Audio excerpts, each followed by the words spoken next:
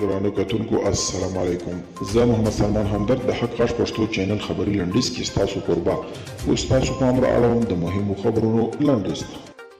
ښاریان وایي کورونا وبا له خبرداري سره لا هم میلې کیږي او پارکونه پرانیستي دي. کابل ښاریان وایي که څه هم د کورونا وایرس د لا خپراوي د مخنیوي له امله د ودونو سالونونو پارکونو او نورو عامه ځایونو تړل کېدو په اړه د حکومت له اعلان څو ورځې اوړي، خو د دوی په خبره دغه پریکړه تر اوسه هم په بشپړ ډول نه ده عملي شوې.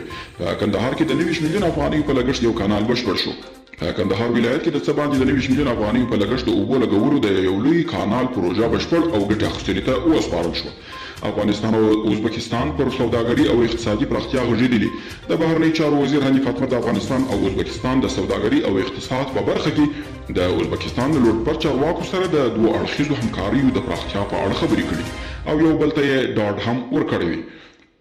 برتانیا وایي له ایران سره اټومي هوکړه کې د بریالیتوب تضمین نشته. د برتانیا د بهرنیو چارو وزیر وایي له ایران سره د اټومي موافقې په برخه کې له څرګندو پرمختګونو سره لا هم په خبرو کې د بریالیتوب تضمین نشته.